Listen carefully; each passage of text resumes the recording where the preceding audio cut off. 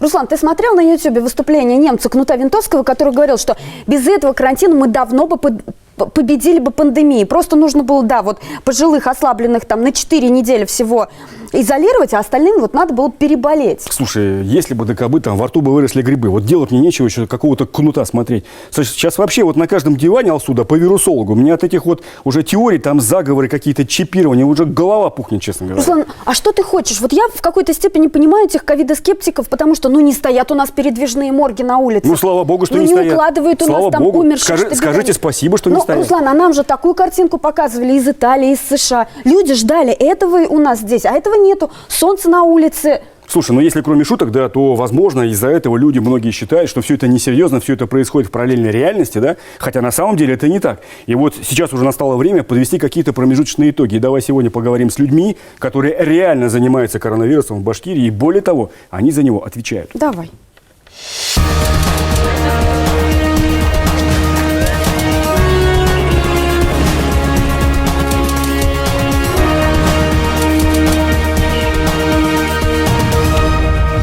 Ковид не пришел один. Как придумали болезнь, так сами ее и лечите. Были дикие головные боли. Такое ощущение, что тебе кости выворачивают. Повреждаются и легкие, и сердце, и печень, и почки. Как будто пуля со смещенным центром тяжести. Да. Вот. Легкие становятся как будто открытой раной. Не нужно расслабляться. Все это ерунда. Зачем ехать туда, куда не нужно ехать? Эта проблема, она раздута с целью для того, чтобы как-то напугать людей, что ли. Больше 2 месяцев, а точнее 78 дней прошло с момента регистрации первого официально заболевшего коронавирусом в Башкортостане. С тех пор мы живем в новой параллельной реальности, с которой даже успели свыкнуться. Позади режим жесткой самоизоляции, постепенно расширяются санэпидемграницы. Впереди надежды на вакцину, на отработанные схемы лечения и новые препараты. И на то, что в конце концов солнце и наша авось убьют этот вирус. Не дают расслабиться только цифры свежей статистики. Динамика заболевших вдруг начала заметно увеличиваться. Мы встретились с теми, кто уже перенес инфекцию, и с родными тех, кто не справился с этим коварным вирусом. У каждого своя непохожая история. 28-летний Наиль Саматов, выпускник Башкирского медуниверситета, уехал работать в подмосковную больницу в конце января этого года. Трудился в Егорьевске терапевтом, принимал первых пациентов с подозрением на ковид. Сейчас уже понимаю, сын-то был абсолютно здоровый. Он ходил к пациенту, который уже болел коронавирусом. Тут мужчина тоже умер. Последний раз Наиль Саматов позвонил маме Рагиде Нуриевой перед тем, как его подключили к ИВЛ. Сердце не выдержало, говорю, потому что все органы отказали. У него уже полиорганная недостаточность шла. У него уже как сепсис перенес, инфекцию занесли. Откуда-то вот этот его, конечно, вот это убило. Наиль был спортивным парнем, не пил, не курил, но с болезнью не справился. Возможно, иммунитет ослабили повышенные нагрузки на работе. От особенностей организма многое зависит. В принципе, есть граждане, которые и за 60, в таком среднем тяжелом состоянии переносили данное заболевание.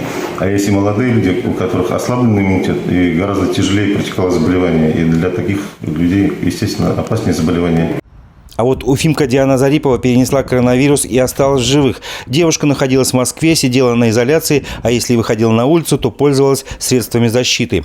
Но в один из дней почувствовала недомогание, а потом сильные боли и ломоту в теле. Анализ на COVID-19 оказался положительным. В больницу ложиться не пришлось, лечили ее дистанционно, на дому.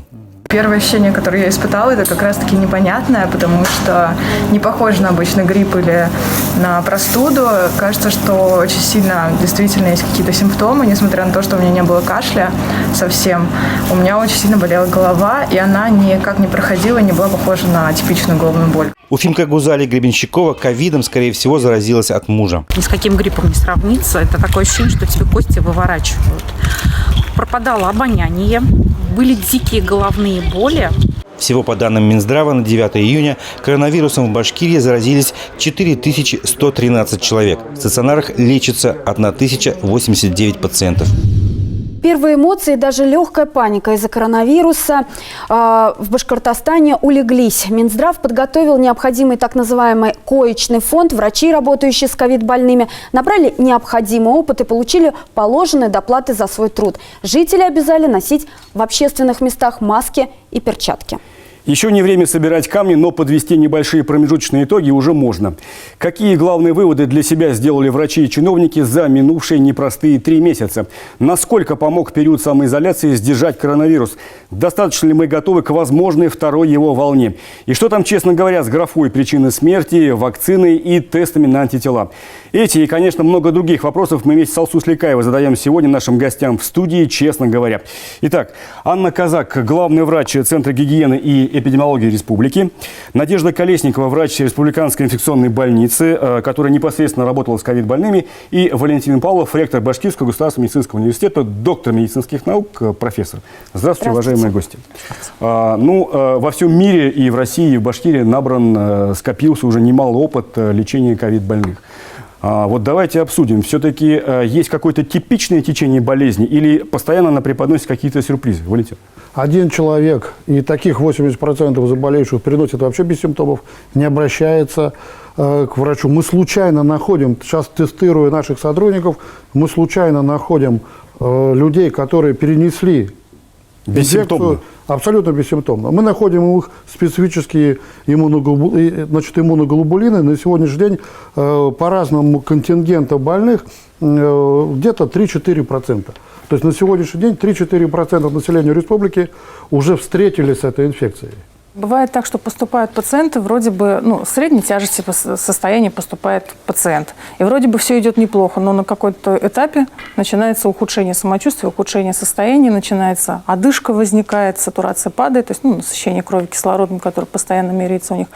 Начинается лихорадка, которая длится достаточно долго, несколько дней. Бывает так, что поступает также пациент в состоянии средней тяжести, и также до выписки, так скажем, состояние не ухудшается. То есть до момента получения 2 отрицательных мазков нет у него высокой температуры, не появляется То есть мы одышка. правильно понимаем, что у каждого больного она проходит по-разному? У каждого по-своему, да? У кого-то очень тяжело протекает, у кого-то легко. Кто-то может 3 месяца, грубо говоря, температуре тяжело болеть 3 месяца, а кто-то может взять и умереть за несколько часов. Да.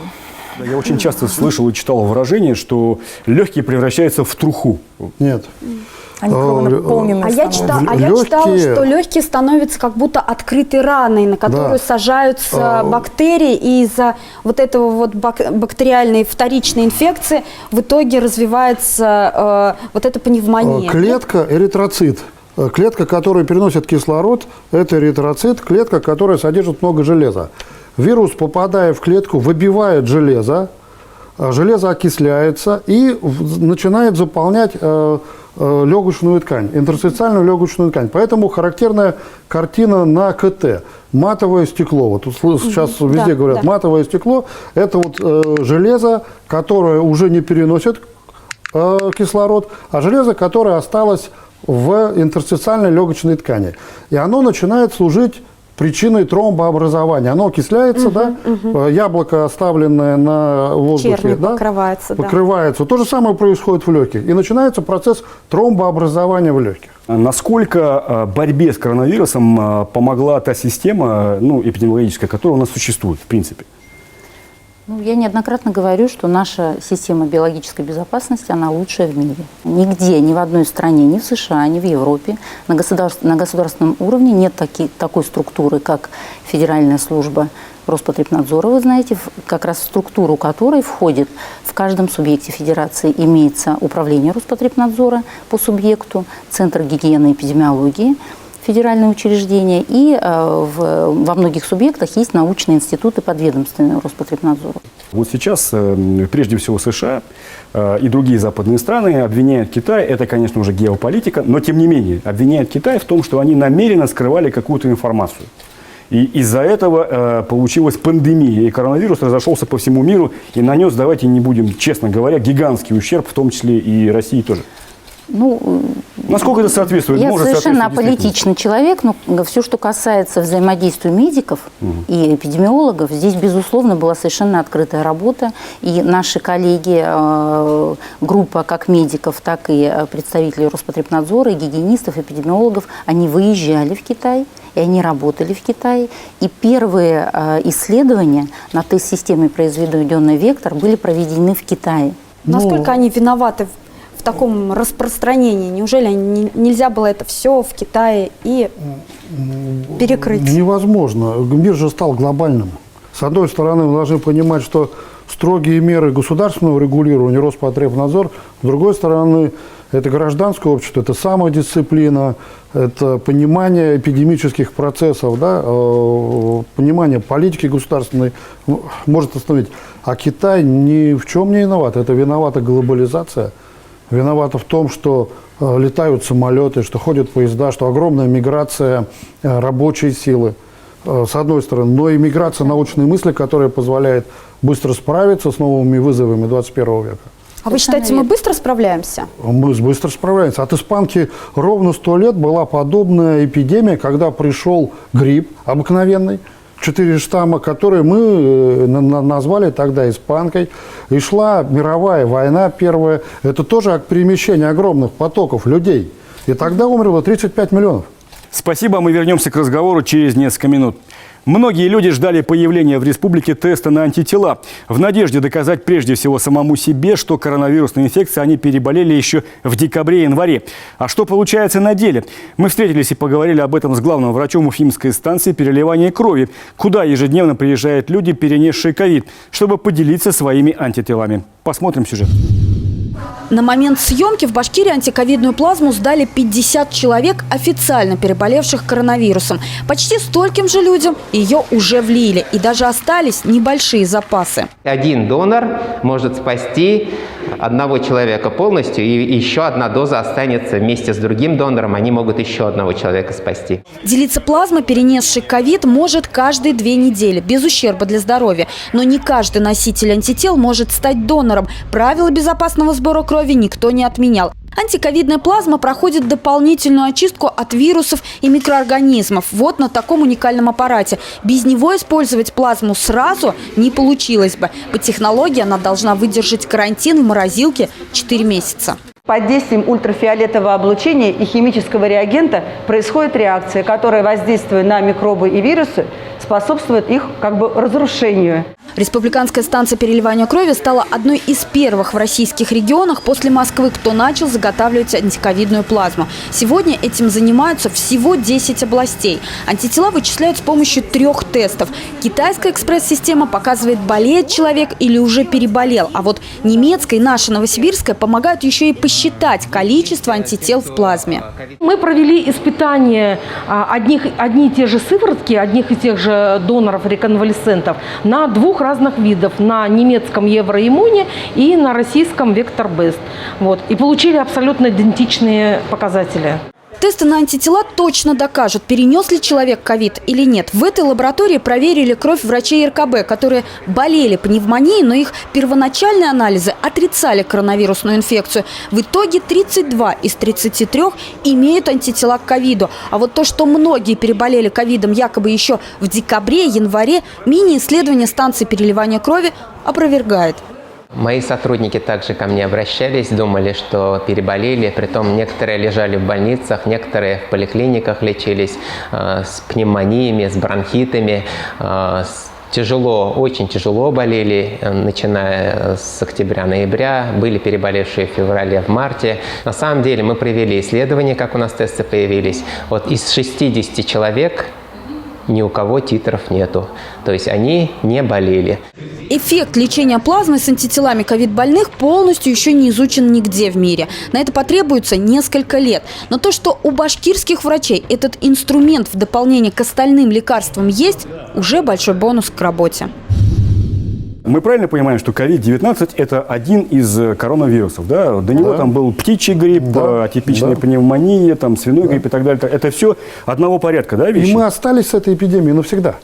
То есть то, что мы все переболели. То есть мы к нему приспособились. Мы к нему приспособимся.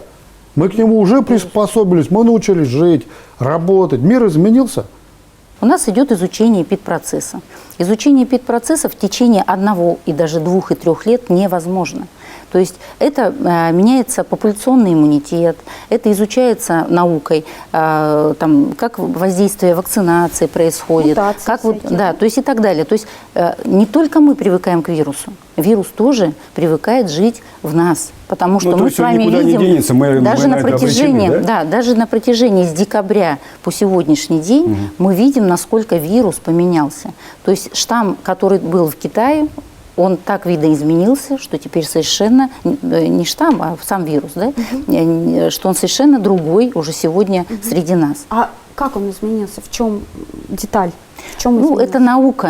Сейчас как раз легче- научные легче он институты. переносится, Да, или- если вы видите, что основная масса, изначально мы все об этом говорили, что основная масса людей старшего поколения болеет, то сейчас у нас самое большое среди заболевших количество людей среди работоспособного населения. Если первые пациенты болели очень тяжело, там вот эти постоянная поддержка, кислородная поддержка была у многих из них, да, если брать в процентном соотношении, то сейчас очень появилось больше людей, которые болеют легче.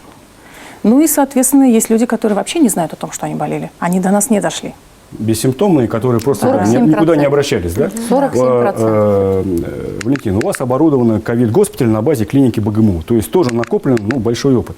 Вот мы хотим для себя понять, да? Схема лечения во всех ковид-госпиталях примерно одинаковая, то есть одни рекомендации, правильно?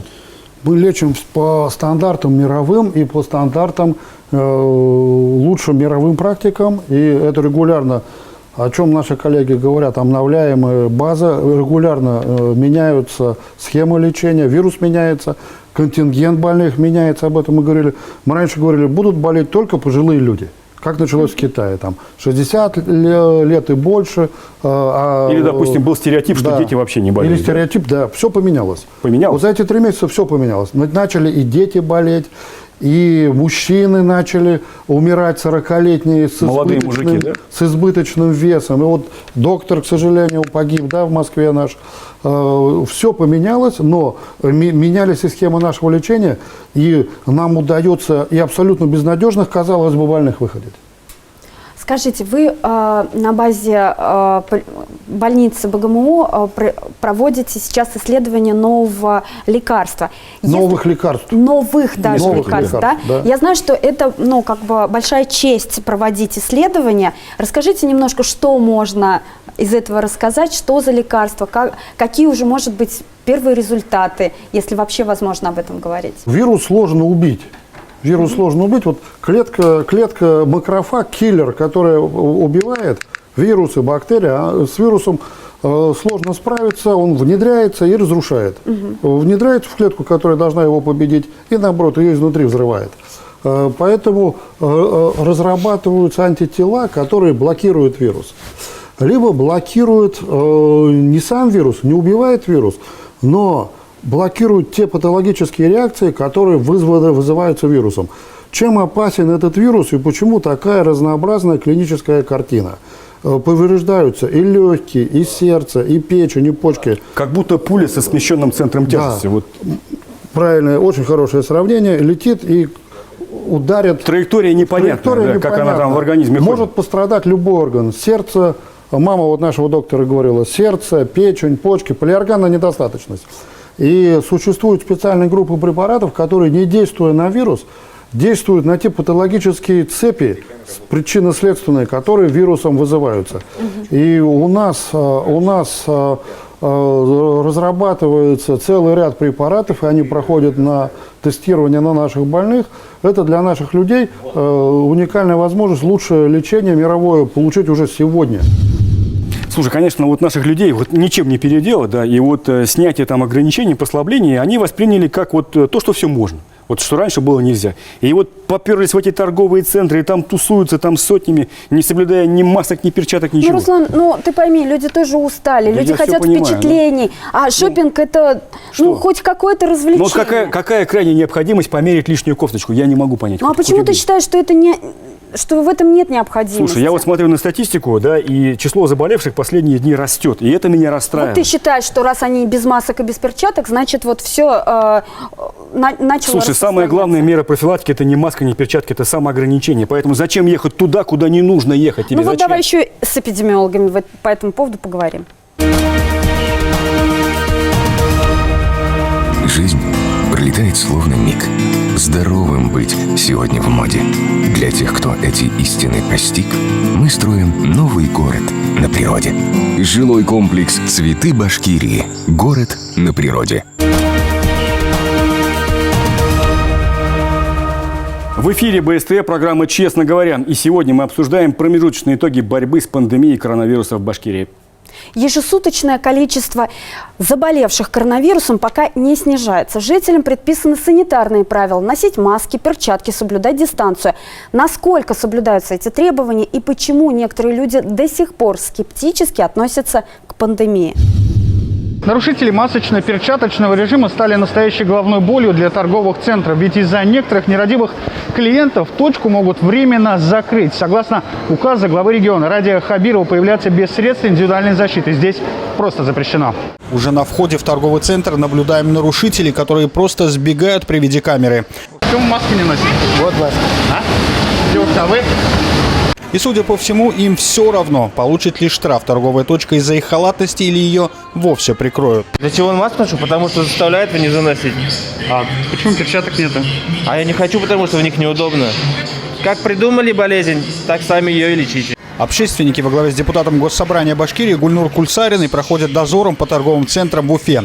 Поводом, кстати, стало несоблюдение масочного режима в местах массового скопления людей. Не нужно расслабляться, а нужно соблюдать законы и тот указ, который издал глава Республики Башкортостан. И, конечно же, обезопасить наше население. Что касается бутиков, расположенных в торговых центрах, то в некоторые выстроились огромные очереди. Настоящий потребительский ажиотаж. Вход строго в средствах защиты и сразу много людей не запускают. Сотрудники магазинов по факту стали чуть ли не главными контролерами масочного режима. Нужны маски, не нужны маски? Нет, не нужны, все это ерунда. Ерунда, да, думаете? Полная. А зачем тогда носите? Так потому что не пускают без нее. В общественных местах, стараться, конечно, соблюдать дистанцию. Ну, без маски. Но без маски, да. Вот это мое чисто личное мнение. А вы сами медик по образованию? Да. А это уже многофункциональный центр на Губайдулина. Перед входом, словно в советское время, выстроилась длинная вереница людей. Внутрь пускают лишь определенное количество человек. На входе строгий масочно-перчаточный контроль, который, к слову, пропадает уже в зале организации. По залу нет администратора, который бы предупреждал их, что необходимо находиться в масках и соблюдать дистанцию. Не соблюдают масочно-перчаточный режим, как оказалось, повсеместно. Мы сами стали свидетелями того, что любовь во время ковида тоже существует. При этом у порога ЗАГСа собралось приличное количество людей. Ни о каких масках и перчатках и речи быть не может, ведь средства защиты наверняка испортили бы фотографию. Или вот еще одна картина. В общественном транспорте 3 дамы и лишь одна соблюдает масочный режим. Так или иначе, с жителями в основном ведется разъяснительная работа. Упор сделан именно на диалог, а не штрафы. Впрочем, есть случаи, когда людям приходилось реально раскошелиться и выложить до 3000 рублей. Давайте обсудим такой вопрос. Он такой не совсем простой, да, он спорный. И мы видим, что западные страны, испытывая возможный комплекс какой-то неполноценности, обвиняют Россию в том, что мы искажаем статистику, потому что у нас действительно на порядок меньше там статистика летальных исходов. Вот что по этому поводу можно сказать, Анна? Ну, вот давайте такой пример приведем. Мы с вами сидели дома. Спасибо гражданам. У нас дороги были пустые, мы все, да, было тяжело. Те, кто работали, должны были работать, работали, были предприняты необходимые предприятия. Максимально жесткий режим. Все, да, максимально жесткий режим. Мы с вами видели, какие были цифры по заболеваемости. Сегодня мы почти вернулись в общественно-социальном плане, почти вернулись к обычной жизни. До карантинному. Да. И последнее время вы видите рост положительный. Рост, да. Вы видите рост. Это ведь не случайно.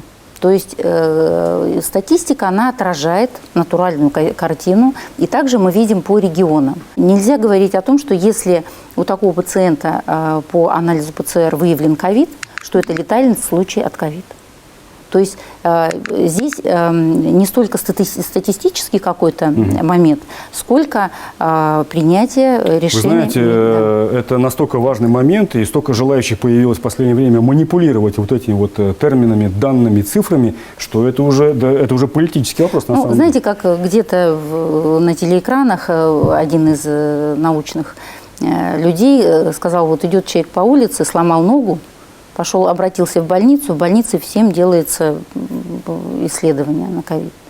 Ну, большинство. Сделали исследование, у него ковид.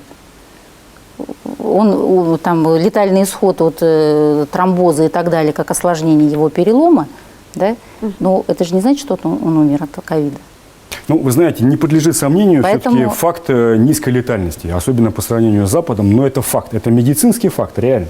И что-либо, ну, тут какой-то цифры погрешности арифметической. Ну, вот как раз одна из причин, и мы обсуждали это и с нашими китайскими коллегами, это и с немецкими нашими коллегами обсуждали, это большая прослойка иммунных больных, начиная от БЦЖ, ОСПА, мы многие имеем прививки. Да.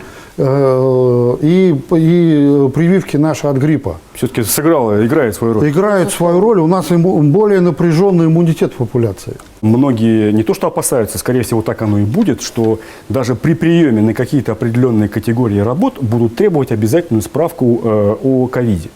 В этом случае людям что делать? Проходить платные тесты? Это ведь не дешево. Во-первых, это взаимоотношения работодателя и гражданина, который работает, да, и сотрудника. Если работодатель готов платить за эти исследования, это может быть за счет работодателя, либо из личных счетов. Такой крамольный вопрос, немного с подвохом, да, но вот, допустим, Москва нашла возможность делать бесплатные тесты, и в том числе на антитела для москвичей. У нас такое возможно? Ну, это немного не ко мне вопрос.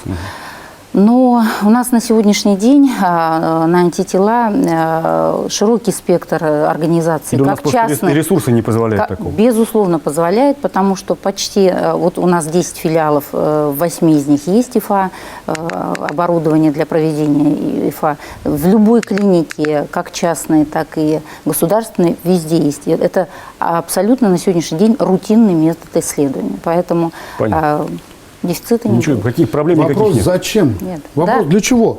Что нам это каждому даст?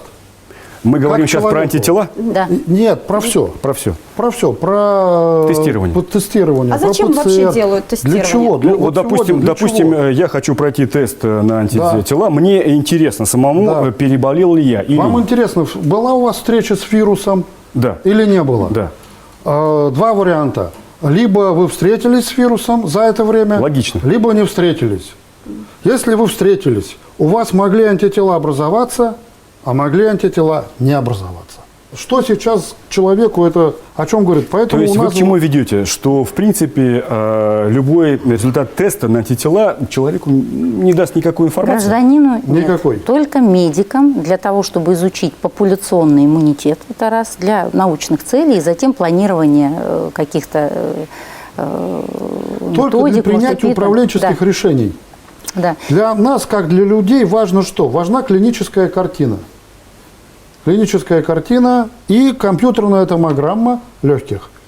Вот то, чтобы понять, что ты заболел, если ты заболел, первый симптом – потерял обоняние и вкус, второй симптом – поднялась высокая температура, третье – ты пришел, тебе сделали КТ, и на КТ у тебя характерная пневмония. И после этого всего ты можешь смело идти домой. Вот вопрос и спокойно болеть дома, о чем вы показывали в начале нашей передачи. А если будут осложнения? Вот если будут осложнения, тогда четвертый симптом. Указательный палец, датчик, который измеряет напряжение кислорода, сатурацию кислорода в периферической крови. Если меньше 95%, тогда госпитализация. Очень много по-прежнему, несмотря на все последние 2-3 месяца, да, людей, которые не верят в коронавирус. Вот мы записали несколько мнений таких ковидоскептиков, давайте посмотрим. Ришат – сетевой журналист. Вопреки стереотипам, он утверждает, что ему средства индивидуальной защиты вообще не нужны. Мол, информация о COVID-19 уж слишком преувеличена. Маску я имею в виду с собой всегда. Для чего? Для того, чтобы бывают такие ситуации, когда тебе что-то надо купить, но тебя в магазин не пускают. Там. А что касается перчаток, я вот одел их сейчас в первый раз. Этот вирус, он эта проблема, она раздута с целью для того, чтобы как-то напугать людей, что ли. Уфимка Светлана тоже журналист и средствами защиты тоже не пользуется. Маску и перчатки, говорит, с начала пандемии не одевала ни разу. По ее мнению, если коронавирус и существует, то на него есть противоядие. Есть такие обычные народные средства, как банька, которую я регулярно топлю до 90 градусов. Туда добавляю всякие экстракты можжевельника, кедра и так далее. Анна Андреевна, скажите, но маска и перчатки – это панацея от того, чтобы не заразиться вирусом? Ну, конечно, я вам скажу, что да. Это не панацея, но это один из методов профилактических мероприятий. Безусловно. Как для того, чтобы не словить, так для того, чтобы не заразить. А как же вам мнение того, что якобы это все раздуто? Ну, вы знаете, если говорить о том, что человек сделает, чтобы не выполнять какие-то требования, и он может говорить все, что угодно. Но у нас есть четкие статистические данные, да, и у нас есть четкое наблюдение, что да, действительно, дистанцирование, ограничение контактов, ношение маски, обработка рук, они приносят плоды в том, что заболеваемость снижается. Они дают результат? Безусловно. А вы как считаете, Валентин? Те люди, которые не верят в коронавирус, будет очень обидно в 30, 40, 50 лет умереть только потому, что человек получил большую вирусную нагрузку. Но есть же у нас люди, которые вынуждены жить и работать в большом скоплении людей. И если будет один инфицированный, и он на них, на всех выдохнет миллиарды вирусов, вирусных вот этих вот частиц, которые смогут пробить любую иммунную защиту. Это московское метро. Когда один чихнул в вагоне, и вагон весь, и миллиарды частиц люди получили вирусных. То есть все-таки вот можно не верить. Если кто-то не режим... верит, пожалуйста, welcome. Раз в неделю со мной на вход в реанимацию ковид-госпиталя. Пожалуйста. Пожалуйста, и мы вам покажем, как тяжело болеют 30-40-летние, вы знаете, молодые, здоровые люди. 2 месяца мы очень часто, и мы сами показывали постоянно, но несмотря на всю телекартинку, все равно очень много людей, которые в это не верят. Взять торговые центры, понятно, что разрешили их работу, потому что тут власть вынуждена выбирать между плохим решением и очень плохим решением, потому что если ничего не будет работать, тогда надо же зарабатывать, да, тогда и жить будет не на что. Да. Просто многие восприняли снятие ограничений, послабление как сигнал к тому, что все, опасности больше нет, к сожалению. Тут нужно воспринимать это так, что люди должны уже стать дисциплинированными за эти месяцы. Уже это должно быть в подсознании. И социальная дистанция, и ношение перчаток, и ношение масок. И это профилактика не только коронавируса, любого инфекционного заболевания. Если люди начнут чаще мыть руки, обрабатывать их антисептиками, носить перчатки, любое инфекционное заболевание будет нет худа без добра. Сейчас люди поняли, что необходимо мыть руки. Мы все рассчитываем, что к осени будет разработана вакцина, или даже несколько, от коронавируса, от COVID-19. И предстоит вакцинация. Вот скажите, пожалуйста, ваше мнение, она должна быть добровольной или обязательной? Валентин? Вакцина, конечно же, должна быть обязательной. Мы должны создать вакцинацию обязательную. О чем мы с вами сегодня говорим?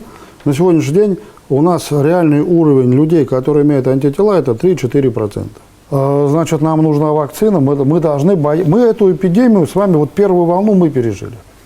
Мы пережили с хорошими результатами. Система здравоохранения справилась. Коечный фон был загружен у нас на 50%, и мы не выпустили вирус из больниц. Но наступит октябрь, наступит ноябрь. Что мы будем делать тогда, когда вернется обычный грипп, и на этом фоне будет ренессанс уже А вообще возможно заболеть и ковидом, и гриппом, и еще какой-то, ну, то есть таким букетом? Вот хороший вопрос. И среди наших больных, которые лежат у нас, мы нашли и свиной грипп, и птичий грипп. Полный букет. Полный букет. Ковид не пришел один. Не пришел один. Но мы должны понимать, что есть большой вариант второй волны осенью. И эта волна для нас, для всех была очень легкой. Потому что световой день каждый день увеличивался. Солнышко. Было солнышко, Все-таки солнце весна, влияет, да? Да, витамин D, а осенью нам будет совсем другая ситуация. Мы пойдем с вами в зиму. Какие выводы коротко можно сделать из прошедших 3, наверное, уже месяцев, да? В принципе, вы уже много об этом сказали. И к чему нужно готовиться, коротко? Нужно еще раз обратиться к обществу, к гражданам, к людям. Будьте, пожалуйста, тысячный раз, будьте, пожалуйста, бдительны. Как только я выйду из этой студии, я снова одену маску. Я никогда не пожму руку незнакомому человеку, я не подойду к кашляющему, чихающему ближе, чем на несколько метров. Мы не допустили ситуации, когда у нас один человек заразил 1000. Она была под контролем. Да, Она была под контролем. И нам и дальше нужно пройти осенний период. Самодисциплина. Только за счет самодисциплины. Спасибо, Надежда. О том, закончится ли у нас ковид, нет, он не закончится. Он так и будет. У нас же не закончился птичий грипп. Да, не стало такой да, нет этой пандемии, нет такого страха, но меры, которые должны приниматься со стороны населения, они должны остаться, даже если они не требуются. Возможно, у нас когда-то и масочный режим снимут обязательно и отменят штрафы за... Ну, рано или поздно, конечно. Да. А может быть, навсегда останется масочный режим теперь? А почему бы и нет? В сезон гриппа, в сезон, когда нарастает количество болеющих ОРВИ и гриппом, почему бы не ходить по местам, где большие скопления людей в маске? Почему бы нет? Как принято в Китае? Как принято, да. Почему бы нет? Мы же снизим заболеваемость не только коронавирусом, мы снимем заболеваемость и гриппом, и другими вирусными инфекциями. Они тоже дают серьезные осложнения на организм. Конечно. И социальная дистанция. Почему бы не оставить все меры, которые сейчас есть, как должное? Ну, во-первых, начну с глобального, да. Во-первых, конечно, мы увидели, как государство может о нас заботиться. Мы увидели, сколько вливаний было сделано для того, чтобы усилить медицинские учреждения. Потом мы увидели, как самоотверженно могут работать врачи. И здесь с дрожью в голосе говорю, потому что, безусловно, это начиная от совсем молодых студентов, да, спасибо большое, да, за то, что они на всех фронтах трудились. И от этого момента, и заканчивая опытными пожилыми врачами, рискуя жизнью каждый день. Большое вам спасибо за конструктивный, подробный и, главное, честный разговор. Спасибо. До свидания. Слушай, АЛСУ государство на полном серьезе готовится ко второй волне пандемии. Да? И допустим, Голикова заявила, чтобы к осени школы и вузы были готовы к дистанционному обучению. И я считаю, что это нормально, это правильно, это серьезный подход. Чтобы родители не расслаблялись, да? Само собой, ну, а конечно. вообще тебе ковидоскептик скажет, что нас специально запугивают для того, чтобы осенью всем поставить прививки от ковида. Слушай, во-первых, я надеюсь, что к осени вакцина будет готова, да? А во-вторых, я убежден, что решение вопроса о вакцинации нельзя оставлять на произвол этих ковидиотов. Вакцинация должна быть обязательной. Руслан, но у нас не добровольной, обязательной. Руслан, но у нас по закону, извините, каждый имеет право распоряжаться своим здоровьем на свое усмотрение. Я, конечно, дико извиняюсь, да, но у некоторых мозгов не хватает распоряжаться своим здоровьем. Потому что, а как насчет того, что подвергать риску здоровья окружающих? Как с этим быть? А как насчет того, что у каждой вакцины есть своя побочка? Вообще об этом можно спорить бесконечно. Слушай, с вами вообще бесполезно говорить, да?